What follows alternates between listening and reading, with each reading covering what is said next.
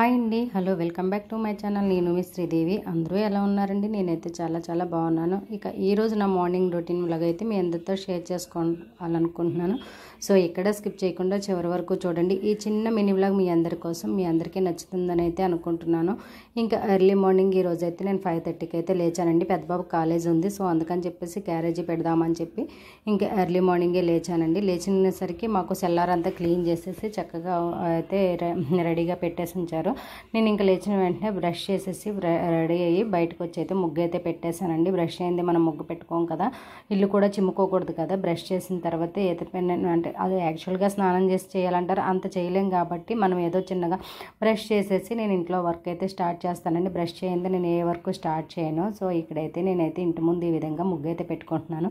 నేను ఇంకా మంచిగా ముగ్గు అయితే పెట్టుకుందాం అని చెప్పేసి అనుకున్నాను. సో ఇంకా ఈరోజు అయితే ముగ్గు అయితే మంచిగా పెద్దగా సరిగ్గా అయితే రాలేదు, నాకైతే పెద్ద నచ్చలేదు. సరే నెక్స్ట్ టైం రేపు మంచిగా వేసుకోవచ్చులే, రేపు ఫ్రైడే కదా అని చెప్పేసి అనుకుంటూ ఏదో అలా ముగ్గు అయితే పెట్టేసుకున్నాను. ముగ్గు నచ్చితే లైక్ ఇవ్వండి ఫ్రెండ్స్.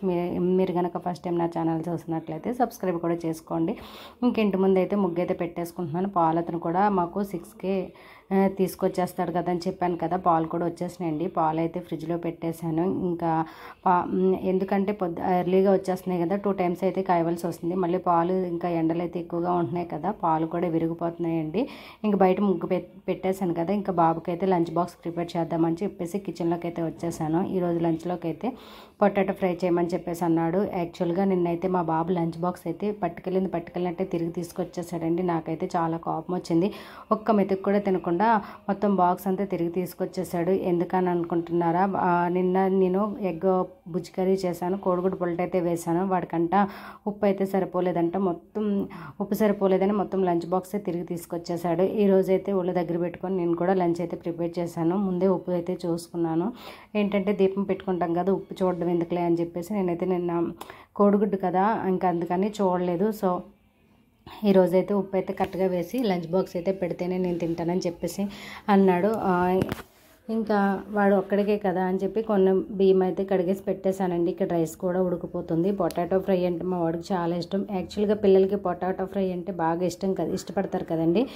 పొటాటో ఫ్రై, ఎగ్ బుజ్జి కర్రీ అంటే అలాంటివి అయితే ఇష్టంగా తినేస్తారు కదా. ఇక్కడ వాడికి మటుకి ఇడ్లీ అయితే ప్రిపేర్ చేస్తున్నాను. శనగపిండి చట్నీ అయితే చేసేసి ఇడ్లీలు అయితే వేసాను. ఇడ్లీలు చూసారు ఎంత మెత్తగా స్పాంజ్లా వచ్చాయో, ఇంకా చాలా అంటే చాలా బాగా వచ్చాయండి ఇడ్లీ. ఇక్కడ రైస్ కూడా అయిపోయింది. లంచ్ బాక్స్ అయితే ప్రిపేర్ చేసేసాను. ఇంకా మేమైతే లంచ్లోకి దోసకాయ కర్రీ చేసుకుందాం, కొంచెం ఉంటే నంచుకొని తిందాంలే అని చెప్పేసి కొంచెం ఎక్కువగానే పొటాటో ఫ్రై అయితే చేశాను. మళ్ళీ ఇదంతా మా వాడికి అని చెప్పేసి మళ్ళీ మీరు అందరూ అనుకుంటారేమో ఈ పొటాటో ఫ్రై అని, ఇంకా మాకు కూడా పనికొస్తుందిలే అని చెప్పేసి నేనైతే పొటాటో ఫ్రై చేశాను. ఇంకా మాకు వచ్చేసి లంచ్లోకి ఈ దోసకాయ కర్రీ అయితే ప్రిపేర్ చేశాను. ఈవినింగ్ వేరే కర్రీ ఏదో చేయొచ్చులే ఇంకా సరిపోతే అని చెప్పేసి ఇంకా దోసకాయ కర్రీ అయితే ప్రిపేర్ చేశాను. మా చిన్నోడైతే ఎగ్జామ్స్ అయిపోయినాయి, హాలిడేస్ ఇచ్చేసారు, అందుకు వాడు ఇంట్లోనే ఉంటున్నాడు.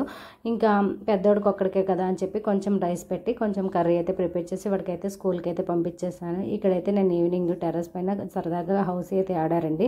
ఈ హౌసీలో నేను కూడా పార్టిసిపేట్ చేశాను. సో మా పిల్లలు కూడా పార్టిసిపేట్ చేశారు. హౌసీ అంటే చాలా మందికి ఇష్టం కదా.